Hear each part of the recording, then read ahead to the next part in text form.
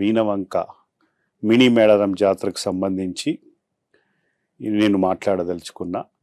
ఆ జాతర మాది, అప్పుడే క్లారిటీ ఇచ్చాము. కానీ ఈ లాస్ట్ 2 నెలల్లో ఈ వ్యక్తి కౌశిక్ రెడ్డి అనే వ్యక్తి ఎన్నో టీవీ ఛానల్స్, యూట్యూబ్ ఛానల్స్లో వెళ్ళి ఇష్టం వచ్చినట్టు తప్పు సమాచారం ఇవ్వటము. కాబట్టి మీకు తెలుసు, మీ అందరికి కూడా, నేను మీడియాలో OTT the pioneers when we started, కానీ ఎప్పుడు కూడా మీడియా ముందుకు రాను. కానీ రావాల్సి ఎందుకు వస్తుంది అంటే మన కోసం, మా కోసం, మా జాతర కోసం, మా వీణవంక మినీ మేడారం జాతర కోసం దగ్గరుండి పోలీస్ ఆఫీసర్స్ కోర్ట్ ఆర్డర్స్ను ఫాలో చేస్తూ ఎగ్జిక్యూట్ చేసినప్పుడు వాళ్ళని అన్నెసరీగా ఎన్నో విధాలుగా ఇన్కరెక్ట్ అలిగేషన్స్తో మాట్లాడటము, మళ్ళీ మా ల్యాండ్ గురించి తప్పు ఇన్ఫర్మేషన్ ఇవ్వటం వలన రావటం జరిగింది. సో నేను దీని గురించి ఇవాళ మీ ముందు రావాల్సి వచ్చింది. దీనికి క్లారిటీ ఇస్తా. ఒక 4 సింపుల్, చాలా క్రిస్ప్ క్లారిటీ విత్ ఎవిడెన్సెస్, ప్రూఫ్స్తో సహా మీకు ముందుకు తీసుకొస్తా. సమ్మక్క సారలమ్మ జాతర 1976, ఇది 50 ఏళ్ళు అవుతుంది. అందులో 50 ఏళ్ళు, 48 ఏళ్ళు ఆ ల్యాండ్లో జాతర జరుగుతుంది. అది మా తాతగారి పేరు మీద ఉండే, తర్వాత మా ఫాదరు, పెద్దనాన్న, నలుగురు వాళ్ళ పేరు మీద 50 ఏళ్ల నుంచి అవి పట్టా ల్యాండ్స్. 1976 ల్యాండ్ సీలింగ్ యాక్ట్ కింద ఇవి డాక్యుమెంట్స్ ఉన్నాయి, మీకు ముందు చూపెడతాం.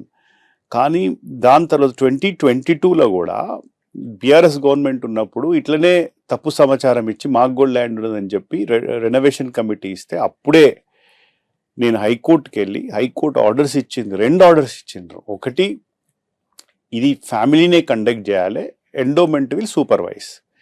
ఇంకోటి, ఎవరో వ్యక్తి, ఎక్కడో వ్యక్తి, సంబంధం లేని వ్యక్తి ఆ ల్యాండ్ ఎక్కడో రిజిస్టర్ చేసిండు ఎండోమెంట్ కని పెట్టుకుంటే అది కోర్టు సస్పెండ్ చేసింది. అసలుకి కోర్టు ఆర్డర్స్ వచ్చిన తర్వాత వాళ్ళ కోర్టు వెళ్ళే అవకాశం ఉండే, ఎండోమెంట్ ల్యాండ్ అయితే కొట్లాడేందుకు.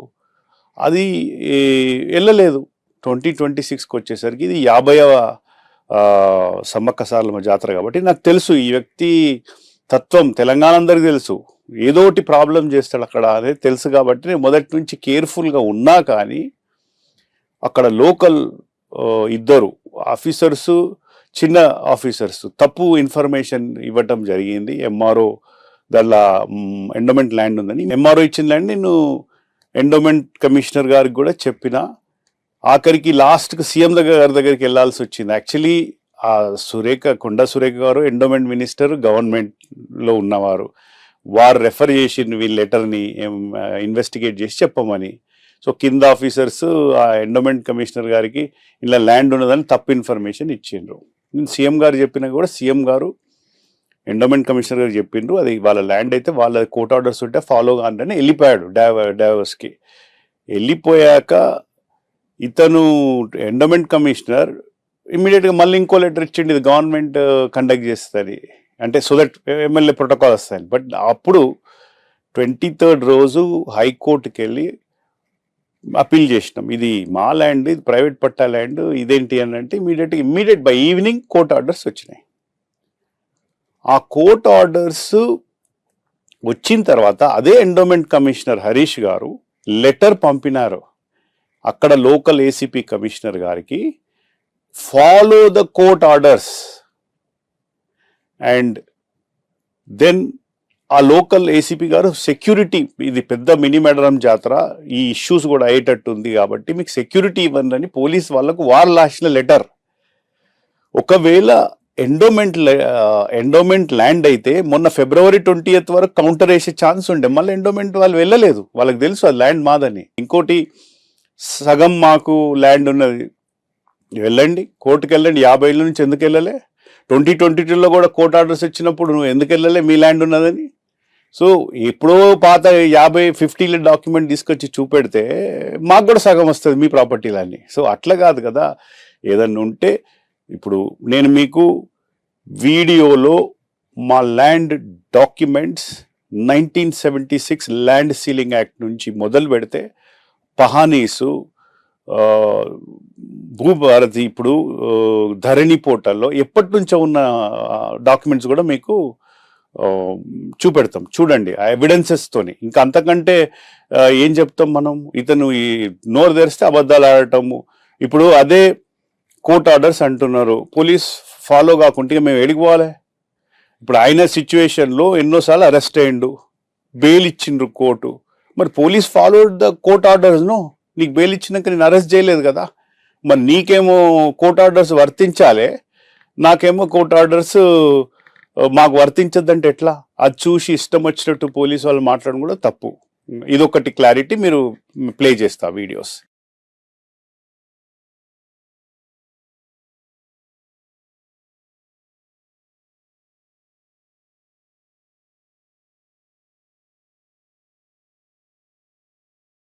ఇంకోటి ఏంటంటే, రెండో ఎలిగేషన్ ఏం చేసిండంటే, ప్రోటోకాల్ ఇవ్వలేదు, నాకు తీసుకెళ్ళి నన్ను అడ్డుకున్నారు అనేది ఒక అలిగేషన్. ఏసీపీ గారు కోర్ట్ ఆర్డర్స్ వచ్చినాక ఏసీపీ గారు ఎన్నో వారం వచ్చిన 3 రోజుల నుంచి చెప్తున్నారు, మీరు పూజ అయిపోగానే సమ్మక్క దేవత పూజ అని మీరు ప్రోటోకాల్ ప్రకారం రాండి, తీసుకెళ్తాము అని.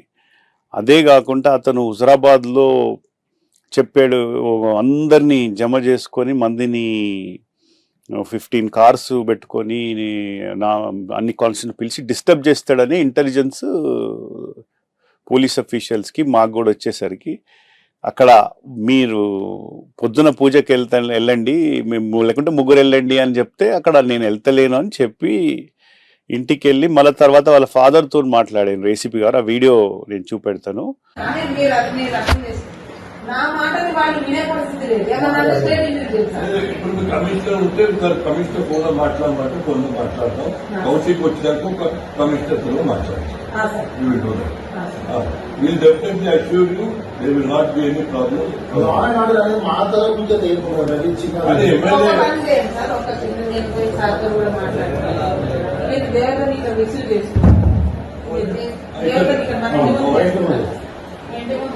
ఇంకా తొందర వాళ్ళకు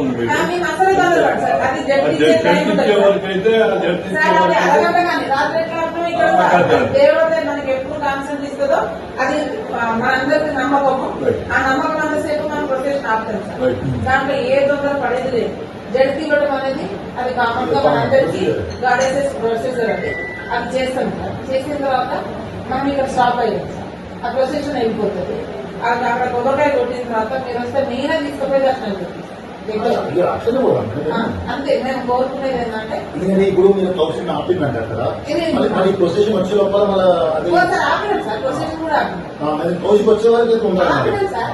మీరు ఇప్పుడు మా వాళ్ళు రాలేదు. ఇప్పుడు ఎస్ఐ పోతేనే ప్రొసెషన్ లోకల్ ఎస్ఐ పోతేనే ఇంటి ముందు కౌన్సిల్ లేకుండా అట్లా చేయాలి సార్. చేసిన తర్వాత మనం మీరు పంపించండి సార్. వాళ్ళు వెళ్ళిన తర్వాత మీరు రెస్పెక్టబుల్ గా మిమ్మల్ని తీసుకుపోతాం సార్ దర్శనం. ఫాదరు కమిట్మెంట్ ఇచ్చిండ్రు, అక్కడ ఆయన కమిట్మెంట్ ఇచ్చేసరికి ఏసీపీ గారు వెళ్ళని వచ్చేసరికి డైరెక్ట్ గద్ద మీదకి ఎక్కిండు. సమ్మక్క దేవత వాళ్ళ ఇంటి ముందు ఇంకా వెయిట్ చేస్తున్నారు. దర్శనం అయినాక మా ఇంటి తర్వాత అట్లనే వెళ్తుంటారు, ప్రతి ఇంట్లో ముందు మొక్కుకుంటూ వెళ్తారు. అది కాకముందే ఇతను గద్దెక్కి నేనే చేస్తున్నా అనేది ఈ జాతర అన్నట్టు చూపించుకునేందుకు ఎక్కి, ఆ ఉన్న సర్పంచ్ గారు కూడా వాళ్ళ ఫ్యామిలీలో ఏదో ముట్టుడుంటే అక్కడ వాళ్ళు ఎక్కకున్నా కానీ అది ఫోర్స్ చేయించి హిందూ సంప్రదాయాల అగెనెస్ట్గా ఎక్కిపించి ఇదంతా చేసింది. ఇది యాక్చువల్లీ ఫ్యాక్ట్. ఇంకో అలిగేషన్ ఏసీపీ గారిని అలా నన్ను ముట్టుకోవచ్చా చేత్తోని అనేసి, ఇన్ ద కాన్స్టిట్యూషన్ మహిళా ఆఫీసర్కి లా ఫాలో కాకుంటే వారు పట్టుకొని అరెస్ట్ చేసి ఏదన్నా చేయొచ్చు. బట్ ఇక్కడ జరిగింది ఏంటంటే, ఆ వీడియోలో కూడా ఎంత బాధాకరం ఏంటంటే, ఎట్లా చూపెడుతున్నారంటే ఆ వీడియో ఏసీపీ గారు ఇతన్ని చేయబట్టి నూకినట్టు చూపెడుతున్నారు, కానీ మొత్తం వీడియో చూపెట్టకుండా అసలు మొత్తం వీడియోలో ఇతను ఒక సిఐ బీసీ సామాజిక వర్గం అని, ఒక రజక సమాజ వర్గం అని ఆ డామినేషన్తో అతన్ని నూకుతుంటే, ఈ మహిళ వారు ఏసీపీ హుజరాబాద్ రెవెన్యూ డివిజన్కి in-charge, CI reports to her. So అక్కడ ఇమీడియట్గా వచ్చి పట్టుకున్నారు. మీరు ఆ వీడియో కూడా చూడండి, చూస్తే అర్థమవుతుంది. కొన్ని యూట్యూబ్ ఛానల్స్ అయితే అది వాయిస్ న్యూస్ అట, వారు కూడా అట్లా చూపెట్టడం చాలా తప్పు. మీరు చూపెడితే మొత్తం న్యూస్ మొత్తం వీడియో చూపెట్టాలి. అక్కడ జరిగింది ఒక సిఐ గారిని నూకుతుంటే మధ్యలో వచ్చిండ్రు. And she has all the rights. Court order ఒక గంట సేపు రిక్వెస్ట్ చేసినా వెళ్ళకుంటే కోర్ట్ ఆర్డర్స్ ఫాలో అయినరు వాళ్ళు. దాన్ని ఇష్టం వచ్చినట్టు మాట్లాడటము, తప్పు మాట్లాడటము, ఛానల్ దొరికినాయి కదా అని వెళ్ళి ఇంటర్వ్యూలు ఇవ్వటము, అందుకోసం మీ ముందుకు రావాల్సి చెప్పాల్సి వస్తుంది. వీడియో ప్లే చేయండి.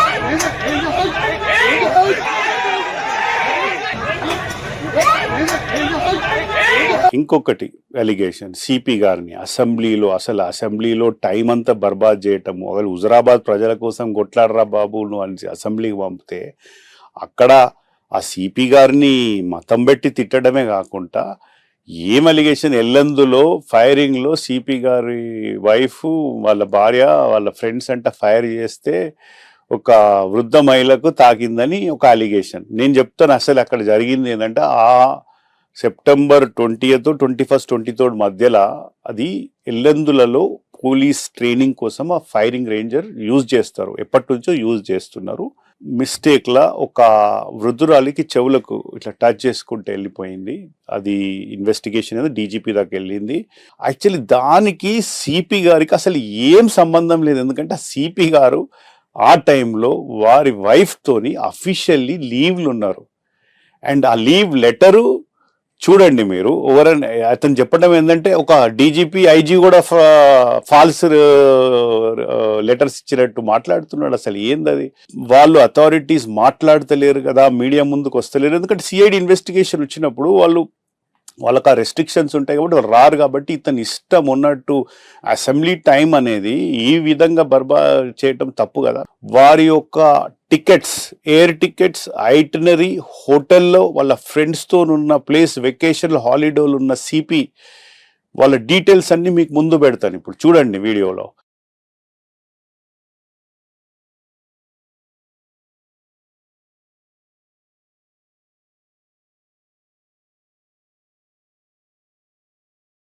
ఫోర్త్ వన్, ఇది అలిగేషన్ కాదు కానీ మీకు ఇతని యొక్క నేచరు, ఇతని యొక్క తత్వము, ఇతని యొక్క ఎట్లా అబద్ధాలు ఆడతాడు ఒక విషయాన్ని అనేది చెప్పేందుకు ఒక టాపిక్. కొన్ని ఇంటర్వ్యూలో చూసినాము 1000-2000 కోట్లు మేము గోల్డెన్ స్పూన్తో పెట్టినామని. సో వీళ్ళకి యాక్చువల్గా ల్యాండ్ ఉన్నది 32 ఎకరాలు వీణవంకలో. అండ్ ఒక 2 గ్యాస్ స్టేషన్స్, అందులో తిరుమలగిరి అది గవర్నమెంట్ ల్యాండ్. ఇప్పుడు మీ మొత్తం కలిపితే వాళ్ళు 3 బ్రదర్స్, వాళ్ళ ఫాదర్, 4 కలిపి 50 కోట్ల, అది అఫిడవిట్, అతనే సొంత అఫిడవిట్లో, ఎలక్షన్ అఫిడవిట్లో 52 కోట్లు. అంటే ఈయనే ప్రాపర్టీ కూడా కాదు అది. యాక్చువల్లీ ఇతనికి ఒక ఇల్లు ఉంది, మిగతా అదంతా కంబైన్డ్ ప్రాపర్టీ. అది మొత్తం కలిపితే 40-45 వస్తే దాన్ని డివైడ్ బై 4 అంటే వాళ్ళ నాన్నది కూడా పెట్టుకుంటే, అన్లెస్ వాళ్ళ తమ్ముళ్ళు అందరు రాసిచ్చిండ్రు, తమ్ముళ్ళు అందరూ రాసిచ్చారు మాకు తెలియదు, కానీ అఫిడవిట్ ప్రూఫ్లో నాకు తెలిసినంత వరకు అయితే 40 కోట్లు అంటే 10 కోట్లు, అంటే 10-12 కోట్ల వాల్యూ ఉన్న ప్రాపర్టీ ఉన్న వ్యక్తి ఒకరు 1000-2000 కోట్లు అంటే ఇక మీరు ఎక్కడి నుంచి వస్తుంది 1000-2000 కోట్లు? అఫిడవిట్లో మాత్రం 50. అంటే ఎందుకు చెప్తున్నా అంటే ఒక అబద్ధాల్లో, ఒక మీడియాలో తప్పుదావ ఎట్లా తీసుకెళ్తున్నాడు ఏ విషయమైనా. బికాజ్ ఇవాళ మేము చెప్పకుండా ఎట్లా తెలుస్తుందని ముందుకు వచ్చి చెప్పాల్సి వచ్చింది.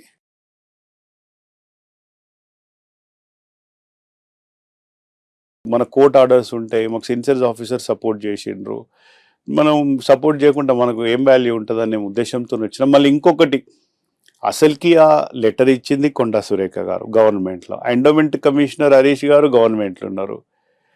నేను పోయి కోర్ట్ ఆర్డర్ తెచ్చుకున్నా.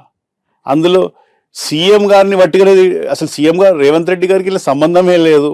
ఆయనను తిడితే కేటీఆర్ గారు హ్యాపీ అవుతారేమో అని చెప్పి ఆయన సీఎం గారు యాక్చువల్ డైవోర్స్ వెళ్ళిపోయారు. వారికి సంబంధం లేని విషయాలు కూడా వట్టిగా తీసుకొచ్చి అనటం, ఇటువంటి వ్యక్తి నేచర్ అనేది మీరు చూసి ఎప్పటికైనా తెలంగాణ ప్రజలు ఏ మీడియాలకు వచ్చి ఏం చెప్పినా మీరు ఒక 100 సార్లు చెక్ చేసుకోండి ఈయన మాటలని.